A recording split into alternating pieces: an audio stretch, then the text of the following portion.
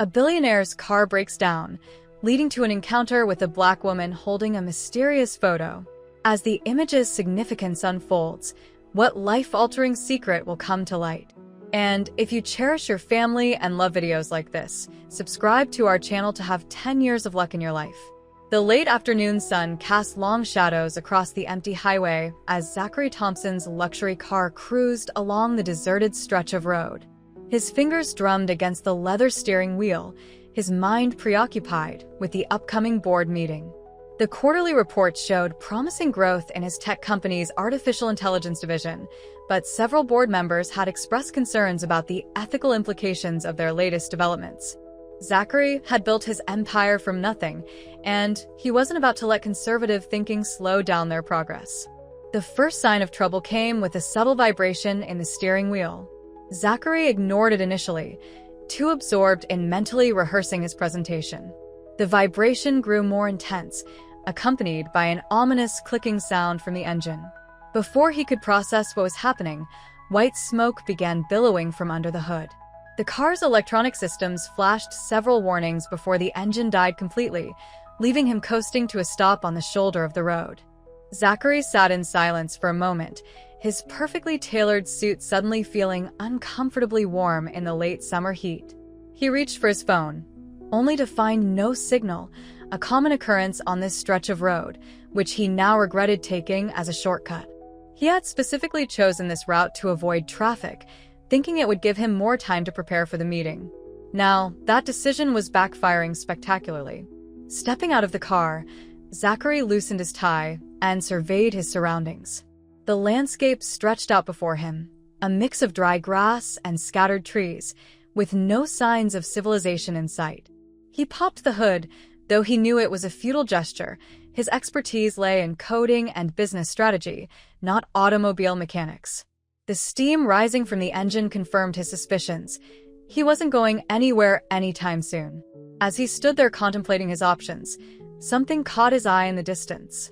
About 100 yards away, partially hidden by the shadow of an old oak tree, sat a solitary figure on what appeared to be a fallen log. Under normal circumstances, Zachary would have been more cautious about approaching a stranger on a deserted road. However, something about the scene drew him in. Perhaps it was the way the person seemed to be studying something intently in their hands. As he approached, the figure became clearer. It was a woman, probably in her early 30s, dressed simply, but with an artistic flair in flowing fabrics that contrasted with his corporate attire. She appeared to be lost in thought, holding what looked like an old photograph. She didn't immediately notice his approach, giving Zachary a moment to observe her. There was something striking about her presence, a quiet dignity that seemed at odds with their surroundings. When his shadow finally fell across her field of vision, she looked up, startled but not afraid. Her eyes met his with a mixture of curiosity and caution. Zachary noticed immediately that she was beautiful, but it was more than that. There was an intensity in her gaze that made him feel as though she was looking right through his carefully constructed facade. "Car trouble?" she asked, her voice carrying a hint of amusement at his obvious displacement in this rural setting. "Unfortunately," Zachary replied, surprised by how quickly she had assessed the situation. "I don't suppose you know of any mechanics nearby?" She smiled slightly, tucking a strand of her dark hair behind her ear. "The nearest town is about 5 miles away. But before you start walking..." She hesitated, okaying down at the photograph in her hands, then back at him with an expression he couldn't quite read. "My name is Jasmine, and I think there's something you might want to see." Zachary found himself intrigued despite his pressing schedule. The photograph she held was clearly aged, its edges worn and colors faded to sepia tones. As she carefully turned it toward him, he felt an inexplicable tension in the air, as if this moment held more significance than a chance encounter should warrant. The image slowly came into focus, and Zachary felt his carefully ordered world begin to shift ever so slightly. The photograph showed a group of people, a family, standing in front of what appeared to be a grand old house. But it was the faces that caught his attention, stirring something in his memory that he couldn't quite place. His eyes darted between the photograph and Jasmine's face, his mind racing to connect he didn't even know existed until this moment. Jasmine shifted on the log to make space for Zachary, who found himself sitting down despite his usual reservations about ruining his expensive suit. The photograph trembled slightly in her hands as she began to speak, her voice carrying years of family history. "This photograph belonged to my grandmother, Sarah," Jasmine explained, her finger tracing the outline of an elderly woman in the image. "She used to tell me stories about our family's history, but there was always one story she returned to about a relative who disappeared from our family tree, someone who chose a different path that led them away from their roots." Zachary leaned closer, studying the faces in the photograph. The clarity of the image belied its age, showing a mixed-race family standing proudly before what appeared to be a Victorian-era mansion. Something about the architecture tickled at his memory. He'd seen that style before, perhaps in old family albums he'd ignored during his rise to success. "My own family history is complicated," Zachary admitted, surprising himself with his candor. The words felt foreign in his mouth. He rarely discussed personal matters, especially with strangers. "I never paid much attention to it. There was always another deal to close, another company to acquire." A warm breeze rustled through the trees as they sat there, two strangers connected by an old photograph and the possibility of shared history. Jasmine stood up, brushing off her dress. "There's a library in the next town over. It has an extensive local history section. Maybe we could find some answers there." The suggestion went against everything in Zachary's carefully scheduled life. He had a board meeting to attend, shareholders to appease, and a company to run. Yet something about this moment felt more important than quarterly reports and profit margins. The walk to the library took longer than expected, giving them time to share more about their lives. Jasmine spoke about her work as an artist, her paintings inspired by family histories and forgotten stories. Zachary found himself opening up about the pressure of running a tech empire, the constant drive to prove himself that had left little room for personal connections. The library was a modest brick building, but its archives proved to be a treasure trove of local history. The librarian, an elderly woman named Mrs. Patterson, seemed delighted to help them navigate through dusty records and faded documents. As they pored over old census records and family trees, a pattern began to emerge. "Look at this," Jasmine whispered, pointing to an entry in a weathered ledger. The name matched one from her grandmother's stories, but it was connected to a branch of Zachary's family tree. Their eyes met over the page, the realization settling in that their family's histories were intertwined in ways neither had imagined. The discovery sent them deeper into the archives. Birth certificates, marriage records, and old newspaper clippings began to paint a picture of two families whose paths had crossed generations ago. The more they uncovered, the more questions arose. Why had their families lost touch? What had caused the separation that led to such different lives? As the afternoon light faded through the library's windows, Zachary found himself looking at his phone's missed calls with diminishing concern. The board meeting had started without him, but for the first time in years, he felt like he was exactly where he needed to be. The tech empire he'd built suddenly seemed less significant compared to the history unfolding before him. Mrs. Patterson brought them one last document before closing time, a deed to a property that mentioned both family names. The coincidence was too strong to ignore.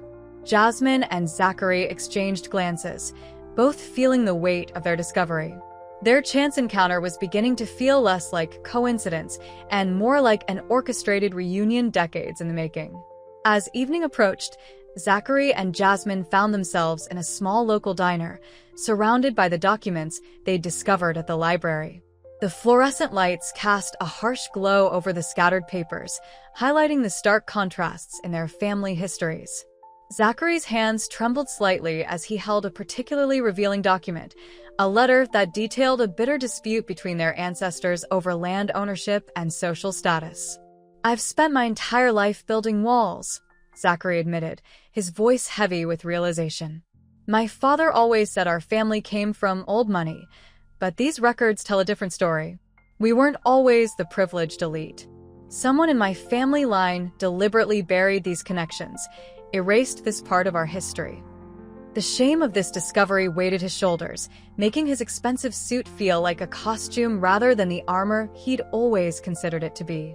Jasmine watched him carefully while sipping her coffee, her artist's eye catching the subtle shifts in his expression. She pulled out her phone and showed him images of her artwork, powerful pieces that explored themes of identity and heritage. "My latest exhibition was rejected by 3 major galleries," she explained, her voice steady despite the pain behind her words. "They said my work was too confrontational, that it made people uncomfortable. But that's exactly what art should do, make people question their assumptions." The evening crowd filtered in and out of the diner as they continued talking. Zachary found himself opening up about the loneliness at the top of his corporate empire, the constant suspicion that people only valued him for his wealth and influence. Jasmine shared her struggles as an artist in a world that often seemed more interested in marketability than truth, describing nights spent painting in her small studio while working multiple jobs to support her passion. Their conversation deepened as night fell.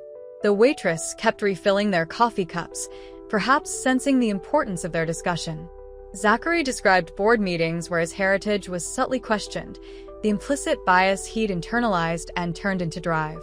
Jasmine spoke about art shows where her work was exoticized, reduced to simplistic interpretations that ignored its deeper meanings.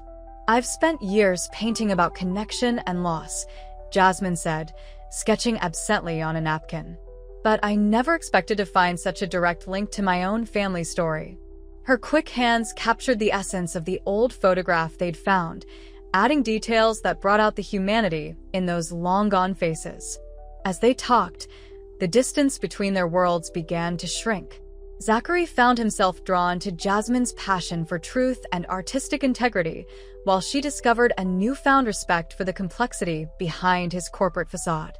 Their shared ancestry became a bridge between their different experiences, creating an unexpected intimacy.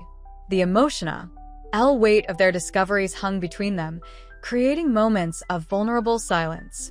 Zachary shared his growing guilt about having ignored his family's history in pursuit of wealth and status. Jasmine spoke about her grandmother's final years, how she'd insisted on passing down family stories even when others dismissed them as unimportant.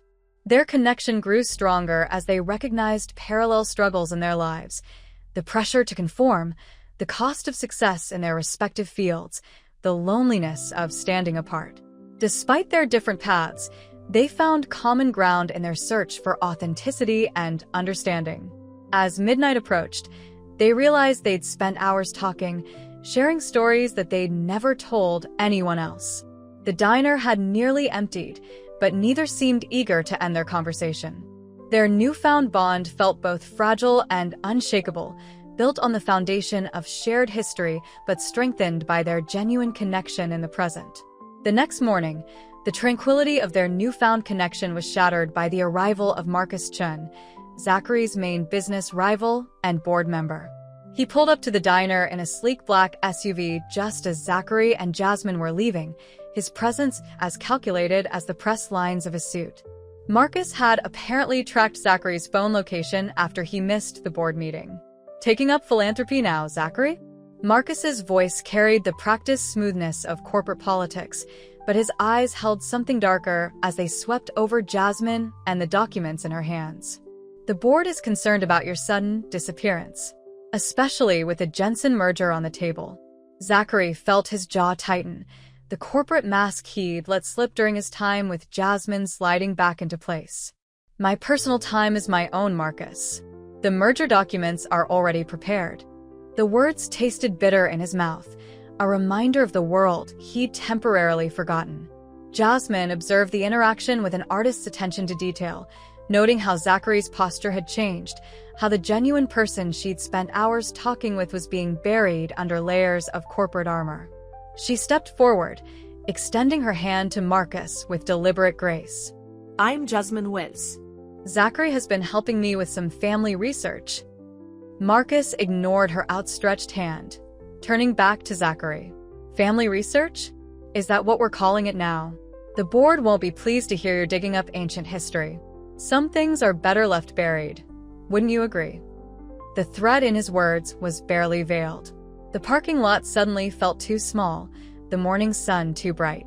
Zachary felt anger rising in his chest, not just at Marcus's dismissal of Jasmine, but at the implication that he needed permission to explore his own heritage.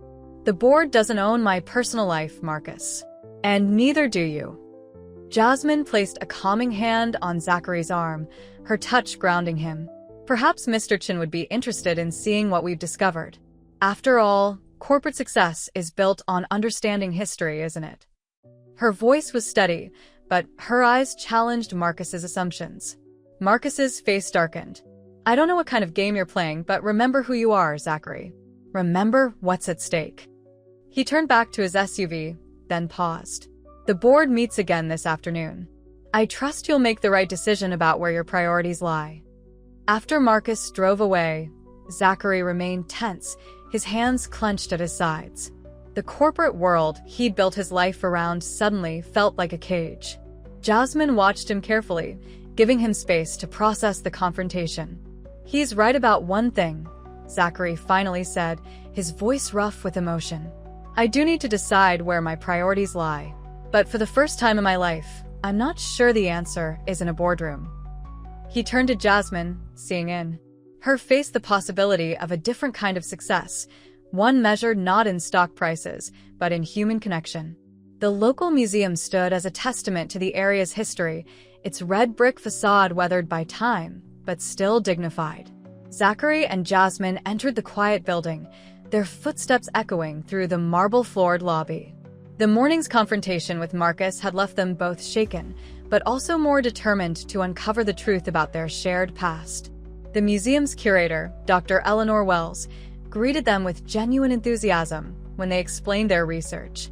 She led them through the main gallery to a special exhibition about the region's development during the early 1900s.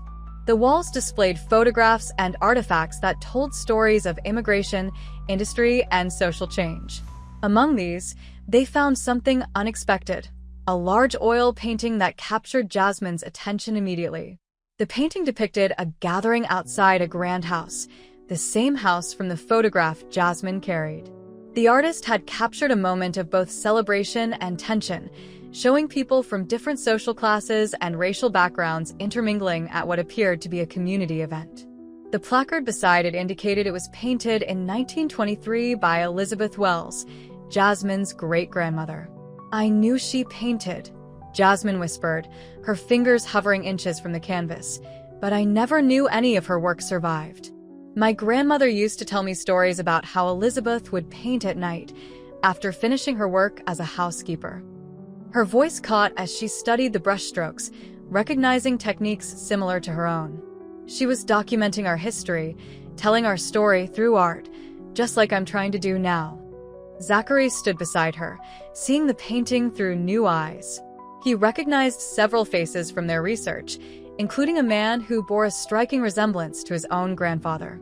The man stood slightly apart from the crowd, his expression complex, suggesting both belonging and separation. "Our families were connected even then," he observed, but something changed. Something drove them apart. Dr. Wells brought them additional materials from the museum's archives, letters, diary entries, and more paintings by Elizabeth Wells. Each piece added another layer to their understanding. The house in the painting had once been a cultural center, a place where artists and intellectuals from different backgrounds could meet and share ideas. It had represented a brief moment of hope for racial and social integration in the community. As they studied the materials, Zachary found himself questioning everything he'd been taught about success and status. His technology empire suddenly seemed hollow compared to the rich cultural heritage he'd ignored. He watched Jasmine as she reverently handled her great-grandmother's paintings, seeing in her the same passionate dedication to truth through art. "My latest app helps people invest their money more efficiently," he said, his voice heavy with irony. "But what good is financial wealth if we lose our connection to who we really are? These paintings, these stories, they're worth more than any stock portfolio." Jasmine looked up from a particularly moving diary entry. "It's not about choosing between success and heritage," she said thoughtfully. "It's about finding a way to honor both. Your influence could help preserve and share these stories." My art can help people understand them. The afternoon light filtered through the museum's high windows, casting long shadows across the exhibits. As they continued their exploration, both Zachary and Jasmine felt their perspectives shifting. The museum's quiet halls contained not just artifacts, but lessons about identity, courage, and the importance of remembering where you come from. The drive to Jasmine's childhood home took them through winding back roads as storm clouds gathered overhead. The modest two-story house stood at the end of a gravel driveway, its weathered blue paint and wraparound porch telling stories of generations who had called it home. Zachary parked his newly repaired car beside Jasmine's old pickup truck, the contrast between their vehicles a stark reminder of their different worlds. Jasmine unlocked the front door with a key she pulled from under a flower pot, explaining that she'd kept the house after her grandmother passed away last year. The interior remained largely unchanged, a time capsule of family memories. Vintage furniture filled the rooms, and the walls displayed a collection of family photographs alongside Jasmine's own artwork.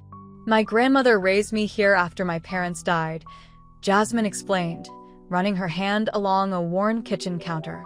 "She worked 2 jobs to keep this place, but she never complained. Every evening, she'd sit in that rocking chair by the window and tell me stories about our family's history." The chair in question still held an old quilt, carefully folded as if waiting for its owner's return. Thunder rumbled outside as Zachary absorbed the details of this lived-in space, so different from his minimalist penthouse apartment. Where his home showcased expensive art chosen by interior designers, Jasmine's walls held personal photographs and hand-painted murals. Each corner told a story. Each worn floorboard spoke of countless footsteps. In the living room, Jasmine opened an old trunk filled with family mementos. She carefully lifted out her grandmother's journals, photographs, and small treasures collected over decades. Among them was a small wooden box containing letters exchanged between Elizabeth Wells and Zachary's grandfather. The correspondence revealed a deep friendship that had eventually been severed by social pressures and family expectations. The storm intensified outside, rain hammering against the windows. Jasmine lit several candles as the power flickered, casting the room in a warm glow. The intimate lighting seemed to break down the last barriers between them.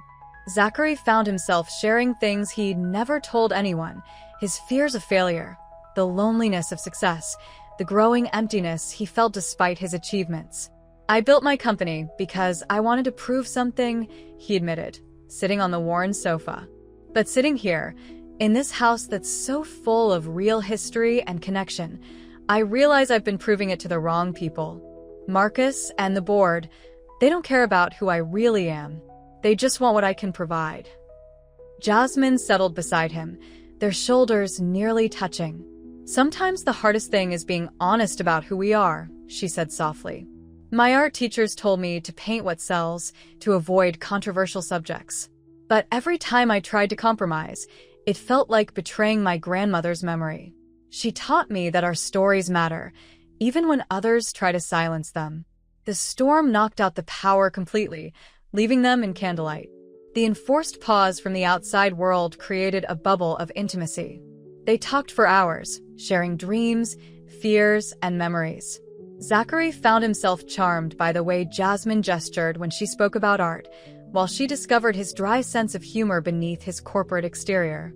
As midnight approached and the storm showed no signs of letting up, Jasmine offered Zachary her grandmother's old room for the night. The space was small but comfortable, with handmade quilts and curtains that smelled of lavender. For the first time in years, Zachary felt truly at peace, surrounded by the evidence of a life well-lived rather than well-financed. The storm's intensity forced Zachary and Jasmine to remain indoors, creating an atmosphere of intimate isolation.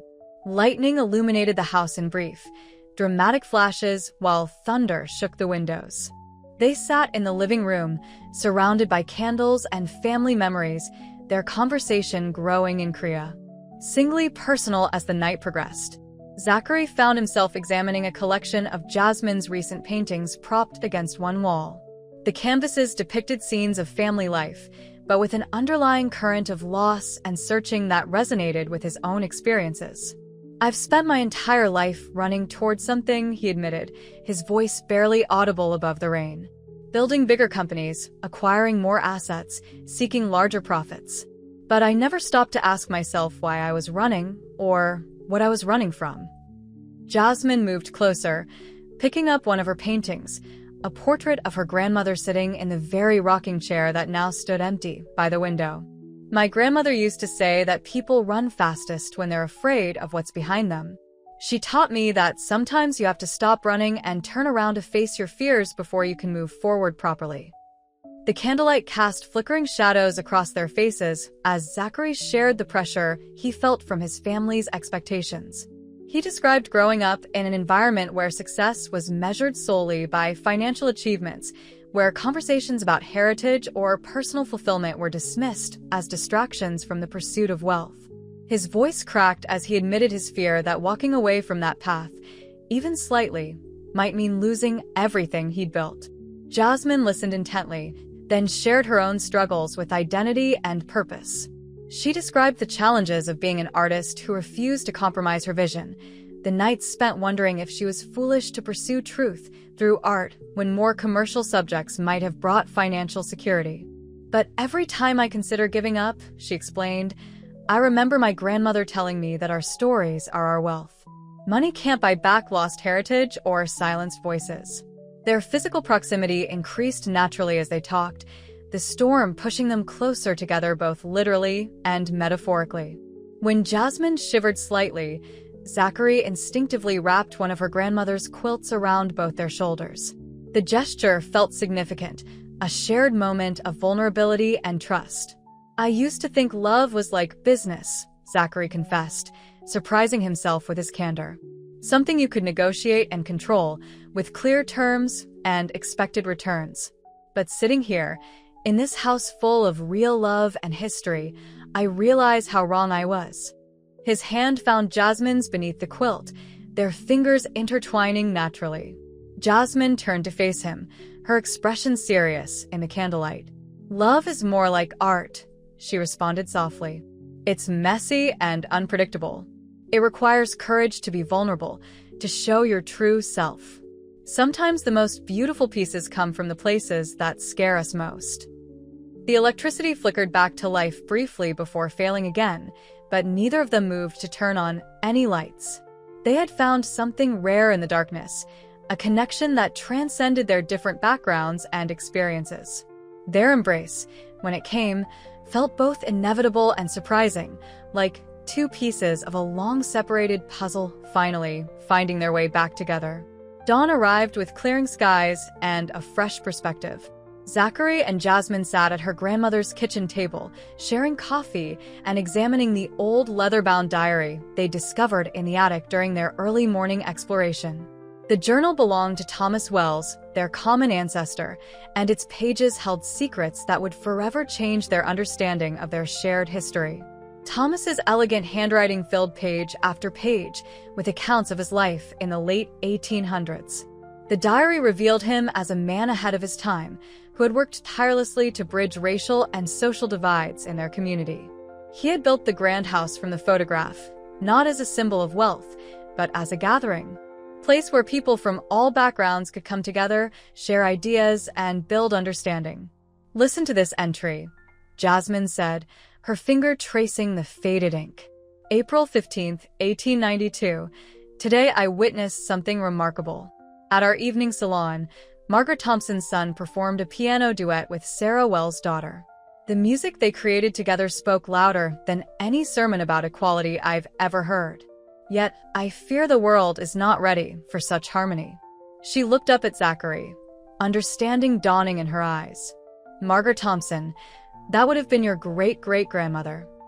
Zachary leaned forward, his corporate persona completely forgotten as he absorbed the implications. The Thompson family history never mentioned any of this. All I ever heard was that we came from old money and needed to maintain certain standards. His voice carried a mixture of anger and sadness. They buried this history, erased these connections because they didn't fit their narrative of superiority. The diary contained more revelations. Thomas had attempted to legally protect the house as a cultural center, ensuring it would remain a place of integration and artistic expression. However, a tragic series of events had torn the families apart. The final entries spoke of betrayal, of powerful people who saw Thomas's vision as a threat to the social order they desperately wanted to maintain. October 3rd, 1893, Zachary read aloud, his voice growing tight with emotion. "They have taken everything, the house, the dream, even my dignity, but they cannot take the truth. To my descendants who may read this, remember that your worth lies not in your wealth or status, but in your courage to stand for what is right. The future I imagined may not come in my lifetime, but perhaps it will come in yours." Jasmine reached across the table and took Zachary's hand. The morning sunlight streaming through the kitchen windows illuminated their joined hands, a living testament to Thomas's unfulfilled dream of unity. The weight of responsibility settled over them both as they realized they had the power to continue what Thomas had started, to heal the rift that had divided their families for generations. "We have to share this story," Jasmine said with quiet determination. "Not just for Thomas, but for everyone who's ever had their history erased or their connections severed by prejudice and fear." She squeezed Zachary's hand gently. "Your influence in the business world, combined with my art, we could create something meaningful together." The following week brought a flurry of activity as Zachary and Jasmine worked to organize an event that would showcase both their family history and Jasmine's artwork. They chose to hold it in the city's most prestigious gallery, a decision that raised eyebrows in both their worlds. Zachary had pulled strings and made calls, leveraging his influence to ensure the event would receive proper attention, while Jasmine worked tirelessly to create new pieces that would tell their shared story. The preparation period revealed more about their contrasting approaches to life. Zachary instinctively moved to handle everything with corporate efficiency, but Jasmine helped him see the value in allowing some aspects to develop organically.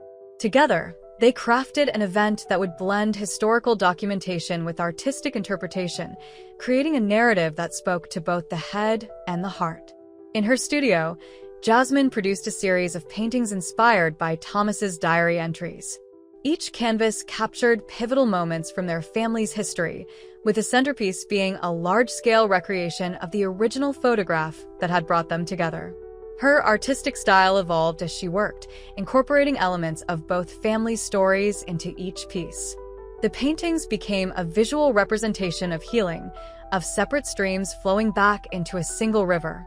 Zachary, meanwhile, found himself navigating increasingly troubled waters at his company. Marcus had begun circulating rumors about his stability and commitment to the business, suggesting to board members that his recent behavior indicated a concerning shift in priorities. The pressure mounted as several major investors expressed concern about the company's direction. One afternoon, as they were reviewing the event plans in Jasmine's studio, Zachary received a call from his largest shareholder.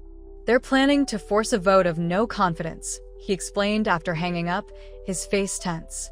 "Marcus has convinced them that my recent distractions make me unfit to lead the company." The irony wasn't lost on either of them. Once again, powerful forces were attempting to separate their families, this time through corporate maneuvering rather than social pressure. Jasmine stepped back from her latest canvas, her hands stained with paint. "History doesn't repeat itself," she said firmly, "but it does echo. The question is, will we learn from the past or let the same fears dictate our future?" Her words carried the weight of generations of resistance against separation and silence. The day before the event, Marcus made his final play. He arrived at Jasmine's studio unannounced, armed with documents that would give Zachary a generous golden parachute in exchange for his quiet resignation. "Think about your legacy," Marcus urged, his voice smooth with practiced concern. "Do you really want to be remembered as the CEO who threw away a billion-dollar company for this?" His gesture encompassed Jasmine's artwork with barely concealed disdain. Zachary looked at the documents, then at Jasmine's paintings, particularly one that showed Thomas Wells standing proudly before his integrated cultural center. The choice suddenly seemed crystal clear. "My legacy," he said quietly, "is not measured in dollars, Marcus. It's measured in courage, in truth, and in the willingness to stand for what's right. Thomas Wells understood that. Now, finally, so do I. The evening of the exhibition arrived with an air of expectation that seemed to electrify the gallery's marble halls. The space had been transformed, with Jasmine's paintings creating a chronological journey through their family's intertwined history. The centerpiece, illuminated by carefully positioned spotlights, was her interpretation of the original photograph that had brought them together, now expanded into a massive canvas that captured not just the image, but the spirit of unity it represented. As guests began to arrive, Zachary stood at the entrance, dressed not in his usual corporate armor, but in a more relaxed suit that reflected his evolving identity. The crowd represented a striking mix of worlds. Corporate executives mingled with local artists, board members stood alongside community historians, and representatives from both families' extended networks found themselves sharing conversations about shared histories they'd never known existed. The first revelation of the evening came when Clara Thompson, Zachary's mother, arrived unexpectedly. Her presence caused a stir, as she had been notably absent from public life for years. As she moved through the gallery, her eyes fixed on a particular painting, one that showed two young girls playing in a garden. With trembling hands, she reached into her purse and withdrew a worn photograph that perfectly matched the scene Jasmine had painted. "That's me," Clara said, her voice thick with emotion, "with Sarah, Jasmine's grandmother. We were best friends until our families forced us apart."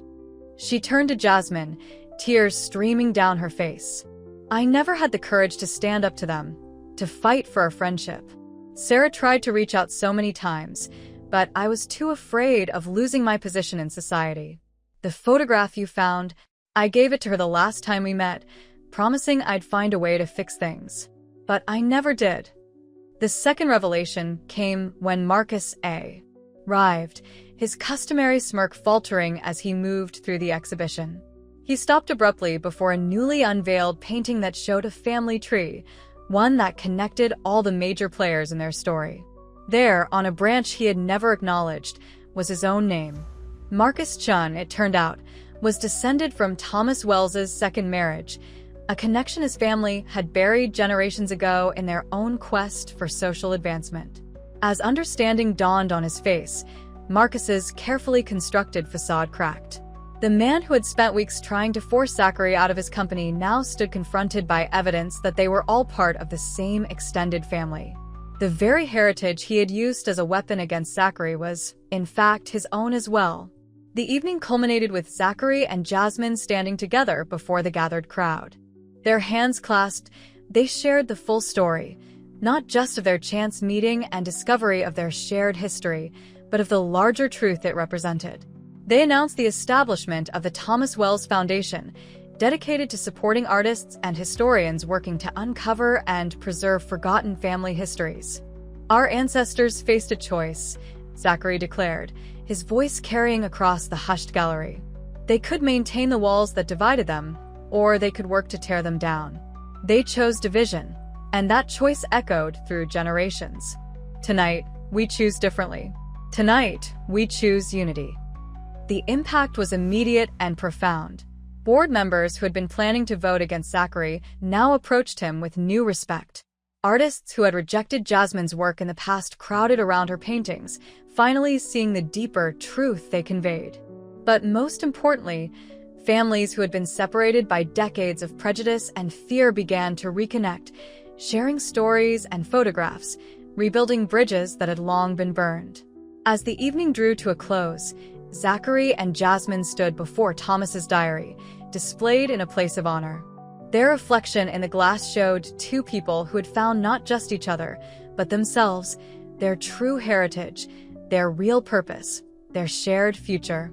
The ghost of Thomas Wells, the man who had dared to dream of unity in a divided time, seemed to smile down on them through the pages of his diary, his vision finally, generations later, beginning to become reality. "Sometimes," Jasmine said softly, "the longest journey isn't the one that takes us far from home, but the one that brings us back to who we really are." Zachary nodded, understanding completely. In finding their shared past, they had discovered their future. The road ahead would not be easy, There were still battles to fight, prejudices to overcome, and wounds to heal. But they would face it together, carrying forward Thomas's dream of a world where art, love, and truth could triumph over fear and division.